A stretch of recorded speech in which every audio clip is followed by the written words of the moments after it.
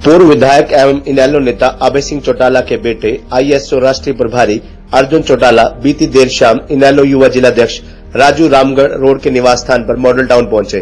बातचीत के दौरान उन्होंने कहा कि कांग्रेस के नेता मात्र घरों में बैठकर खुद को किसान हितैषी या किसान कहने वाले नेता नहीं होते।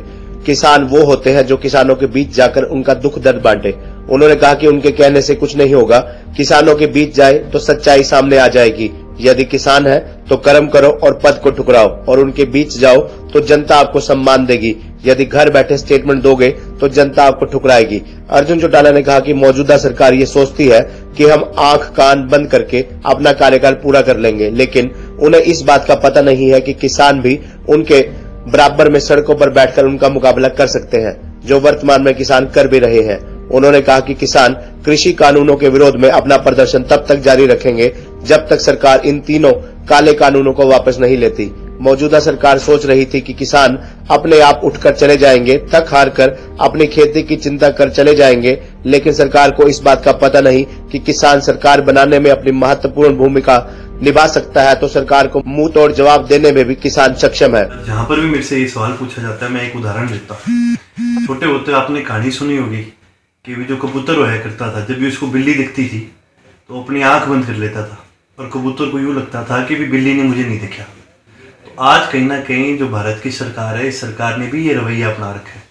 इन्होंने अपनी आंख और कान बंद कर लिए और इनको लगता है कि जनता को आज के दिन ये चीज़ पता नहीं चलेगी। लेकिन ये सरकार एक चीज़ सोचने में बहुत ही बेसफल है, वो ये है कि अगर सरकार को लगता है कि ये 3 साल निकाल लेंगे, तो इनको ये नहीं पता कि ये 3 साल हमारे देश के किसान डट के इस सरकार का मुकाबला भी कर सकते हैं। तो वो लोग एक बार बॉर्डर पे जाके तो देखें, और जो किसान तुम्हें कहते हैं तुम वो करके तो देखो। आज के दिन कांग्रेस की भी नेता जब कहीं अपने हल्के में जाते हैं, कहीं पर भी जाते हैं, तो लोग सीधा कहते भी इस्तीफा देके हमारे बीच आओ। लेकिन ये जो अपने आप को किसान हितैषी कह रहे हैं, ये खाली अपने आप को किसान हितैषी घर बैठ के वीडियो बना के तो कह सकते हैं। बॉर्डर पे आपको इनमें से कौन सा नेता दिखा है इनका जो जाता है? बॉर्डर पे आपको कौन सा है इनका नेता, कोई एमएलए, कोई एमपी, कौन ऐसा दिखा जो भाई बॉर्डर पर जाके लोगों के बीच में दिन रात वहां बैठने का काम करे? ये तो आते हैं बाहर बाहर से घूम के अपने आप को कह देते हैं हम किसान हितैषी और चले जाते हैं। असलियत ये है मेरे से भी ज़्यादा जो बॉर्डर पे किसान बैठे, आप उनसे पूछो कि असली उनका हितैषी कौन है।